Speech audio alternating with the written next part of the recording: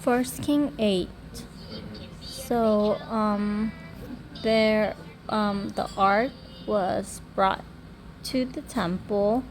Um, like there were a lot of animal sacrifices, and then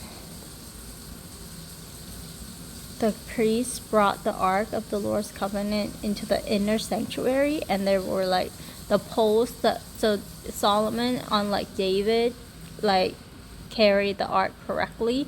He put them in poles and have priests, I believe, carry it, and these poles can be seen outside of the right here in front of the inner sanctuary. And it actually was saying that the ark in there were 2 stone tablets, so it seems like someone took I think Aaron's rod and the manna. I think at this point of time those 2 things seems to have been taken already. Because it says right here there was nothing in the ark except for the 2 stone tablet. How they knew is probably by inspiration of the Holy Spirit. But so that's what happened. And I was just talking about this with my husband last night, that the ark probably is there in the holy, in the inner sanctuary until the time of Jesus. Like when the veil was torn, like after that we don't read about the ark anymore. So I think the ark, since Solomon's time, it probably stayed there until the temple, but I will have to double check that. But then after that, now it's not there anymore, so we don't know where it went. So so the Lord told Solomon that he would dwell in a dark cloud, and at verse 10, when the priests withdrew from the holy place, then the cloud filled the temple. So God did do what he promised to do. And so the king blessed them, and it's interesting to see that he wants God's eyes to be, and ears, I guess, to be on the temple, that wherever anyone like pray towards the temple, then he would forgive. So first Solomon goes over the history of what the Lord promised and how the Lord has fulfilled. And then it says right now that may God fulfill his promise to King David, and that whenever they pray towards this place, then hear from your heaven, your dwelling place, and when you hear, forgive.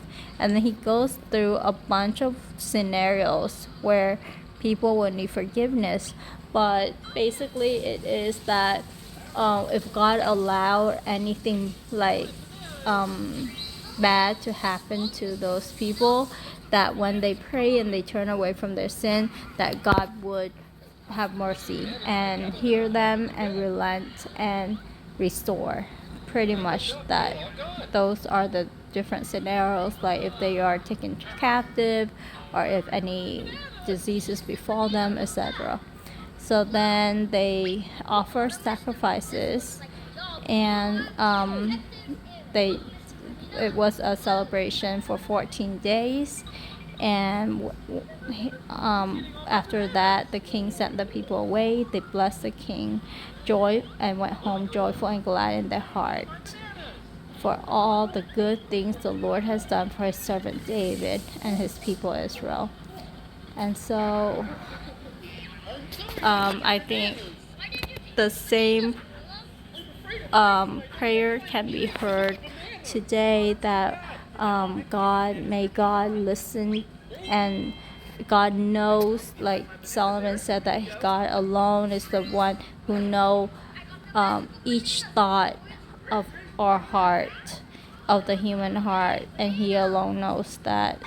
Don't know where this is, but it was in the reading, and that we need to turn away from our sin and have like a change of heart, be repentant, and then pray to Him, asking for His mercy and forgiveness. That's what we need the most, and that forgiveness has already been like God, Jesus. We don't need animal sacrifices anymore, and we already have Jesus, who is our ultimate sacrifice for our sin. And because of His death and resurrection, we are reconciled to God. And so we don't need to pray toward any temple. We just need to pray to God. We have that direct line, that direct connection to God. And so I think we are in like a much better state today, but we still need that repentant heart. We still need to ask God for forgiveness, and when we do, He is readily available to forgive us. And that's His heart. His heart is to see good things come to us. His heart is to bless us, not to discipline us.